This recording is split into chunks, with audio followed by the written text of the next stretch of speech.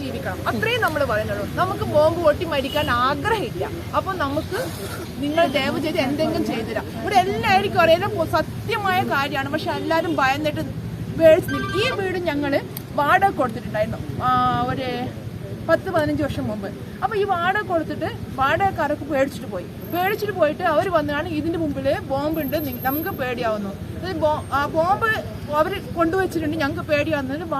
വാടക ഒഴിഞ്ഞു പോയി. അപ്പൊ ഞങ്ങൾ ഈ വീട്ടാകും ഈ വീടിന്റെ പറമ്പത്ത് നിന്ന് 3 ബോംബ് ഇവരെടുത്തുകൊണ്ട് പോയിട്ടുണ്ട്. പോലീസിനൊന്നും ഇവർ പറയാൻ ഞങ്ങൾ ഇവിടെ ആൾക്കാർ പാർട്ടിക്കാരെടുത്തോണ്ട് പോയിട്ടുണ്ട്. അമ്മ എത്ര കാലം പിടിച്ചേക്കാൻ പറ്റും?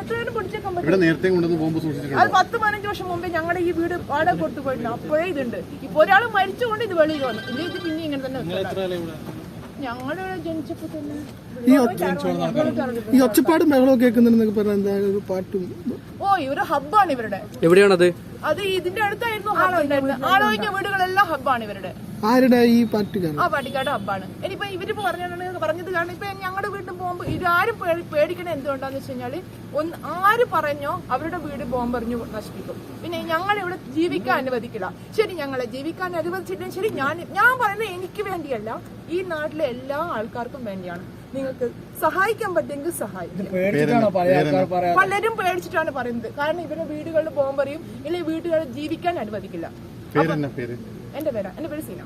ഈ മുൻപ് ഇങ്ങനെ അനുഭവം ഉണ്ടായിട്ടുണ്ട്? മുൻപ് അനുഭവം ഉണ്ടായിട്ടുണ്ട്. ഞങ്ങള് ഇപ്പോ ഇതിനു മുന്നിൽ നിന്നാണ് ഒരാളെ കാല് വെട്ടിയിട്ട് BJP കാരണങ്ങളാണ് ഇതിന് വഴി പോകുമ്പോ കാലൊക്കെ വെട്ടിയിട്ടുണ്ടായിരുന്നു. അപ്പൊ ഞങ്ങൾക്ക് സാധാരണക്കാരാണ്, ഞങ്ങൾക്ക് ജീവിക്കണം. ഈ മരിച്ചതും സാധാരണക്കാരനാണ്. അപ്പൊ ഞങ്ങളിപ്പോൾ സാധാരണക്കാരുടെ ഒരു അവകാശമാണ് ഞങ്ങൾക്ക് ഭയമില്ലാതെ ജീവിക്കാൻ. ഞങ്ങളെ കുട്ടികൾ കളിക്കുമ്പോൾ ബോംബ് വീണിട്ട് മരിക്കാൻ ഞങ്ങൾക്ക് എന്താ പറയാ, നിങ്ങൾ എല്ലാവരും മനുഷ്യരല്ലേ? ബോംബ് വീണല്ലേ, അയാളുടെ അവസ്ഥ എന്താണെന്ന് ആലോചിച്ച് നോക്കൂ. പറയണ്ടേ?